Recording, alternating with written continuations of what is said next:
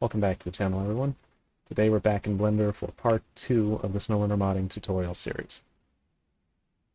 Now, as you can see, I have a new statistic count here in the top left, and this is because I forgot to enable it in the previous video, but you come over here to the Overlays drop-down menu, go down to where it says Statistics, and check this box.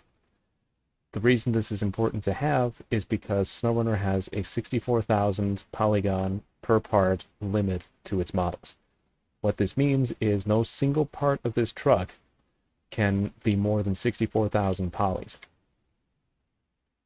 So for example, we'll switch over to edit mode on the hood here and show off the polygon count of the hood. And as you can see, it falls well within the limits set by Snowrunner. Now, we can also lower this polygon count, and it's important to do so if you're aiming for the mod to be console compliant. For the present time, I'm not going to go over that, just to keep things straightforward. So the main thing you need to worry about is keeping all pieces of your model below 64,000 polygons. So as you can see, the hood of our truck is fine in that particular case. But if you come to the main body here, you can see it's well above that limit. So the easiest way to go about changing that is to go over to face selection mode, right-click any of the faces, press Ctrl L, and now all the highlighted sections are visible. So let's see. We'll separate the front fenders. To do that, press P on your keyboard, separate selection, and there we go. We're now have the front fenders separate from the rest of the body.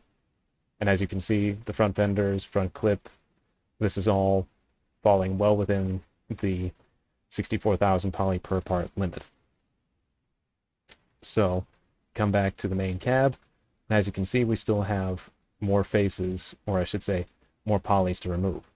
So to do this, pick anywhere else on the model of your choice. I'll take the fender well, and I presume that's like a running board or something. I'm not sure. It's not in the main part of the truck, so I'm not going to worry about it too much.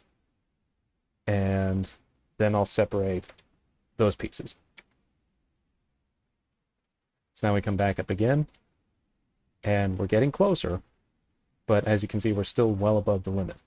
So I tend to look for the places that have the highest concentration of polygons and make them their own pieces. For example, right here, this is 18,000 pieces, 18,000 polys on its own right here.